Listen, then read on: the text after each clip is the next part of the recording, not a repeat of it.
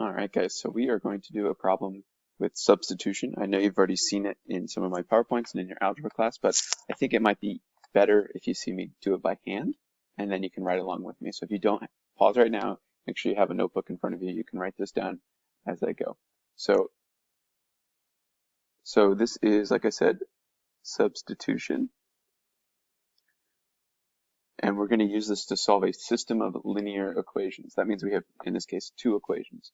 Now, we're trying to find out what x and y are, okay? And you'll notice we can't solve either of these equations and actually find the number that is x or the number that is y, and that's because each one has two unknowns. It turns out to solve for two unknowns, you need two equations. We just so happen to have two equations. Here's how we're going to approach substitution. Here you'll notice we have this equation solved for y. So actually, instead of writing y in this second equation, we could write what y equals, which is this string of numbers here. So 2x minus 12 is actually what y is equal to. So what that means is what we can do is we can rewrite this second equation. We'll write it over here. 3x plus 4. And then instead of writing y, we're going to write what y equals. And y equals 2x minus 12. So this here is actually y, and that move right there is our substitution. We've done the part that we're after, like practicing substitution. Now all we have to do is do some algebra. So this still equals 7. Okay. Now you'll notice that instead of having two variables and not being able to solve for either one, now we just have x's and numbers, which means we can solve this. This is just a regular multi-step equation.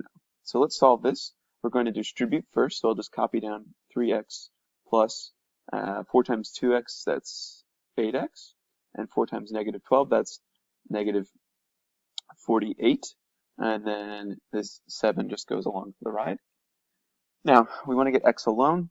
You can do this a couple ways. My choice here would be to add 48 to both sides. Okay. So that would be 7 plus 48, that's 55 over here. And I have just 3x plus 8x, that's, we can add this together, that's 11x. And that equals 55. Our last step here for x is to divide both sides by 11. And we get x equals 5. Now, a very common mistake that I see happen all the time with students is they get excited, they're used to solving linear equations, they get x equals 5, and they stop there. But remember, we're not done yet. Okay, we need to get to x and y. So we have x. The cool thing is we can plug this x into either one of these two equations. They will give us a valid answer for y. I think since this one's already solved for y, it's going to be easier to plug in. So I'll just bring that down here. We have y equals 2x minus 12. We're going to plug in, again, we're going to substitute x equals 5 in for x. So we have y equals 2 times 5 minus 12.